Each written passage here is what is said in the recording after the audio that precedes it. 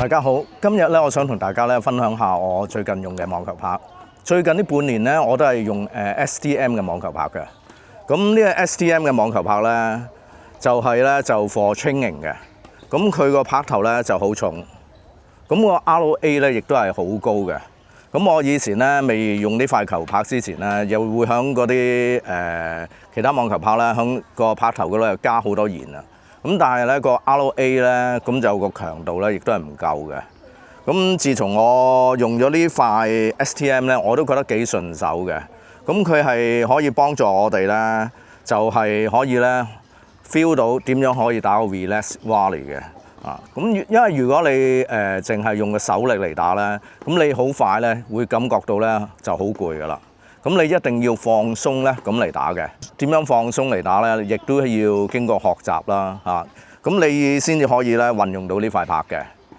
咁而家呢塊拍咧就係做緊咧1500蚊就一塊嘅。咁佢係包咗一個 course 嘅。呢個 course 咧就係都值500蚊嘅。咁入邊咧佢係有好多咧 QR code， 有好多 video 咁樣跟埋俾你自己學嘅。咁如果有啲朋友咧就唔想跟人學啊，想自學咧，咁其實都係不失為一個好嘅辦法啦。咁拍頭重咧，除咗可以幫你feel 到個 relax volley 之外咧，其實都仲有好多好處嘅。就算你開 set 嗰陣時啊，對方啊扮個波過嚟嗰陣時咧，你唔夠時間啦，你只要擺定個塊拍咧，有一個有 quality 咁樣打翻個波過去嘅。另外咧，呢塊拍咧嗰個發球咧，亦都係好有幫助嘅。你會感覺到個拍頭重啦，可以咧感覺到點樣咧放鬆咁樣揮拍，咁而掌握到嗰個正確嘅動作啊。呢個亦都係好緊要嘅。除咗發球之外咧，呢塊拍個 volley 亦都係好好打嘅，因為個拍頭夠重啦，你只要個位置啱咧，咁已經係可以搏中個波咧，就嗰個相當有個 quality 喺度噶啦。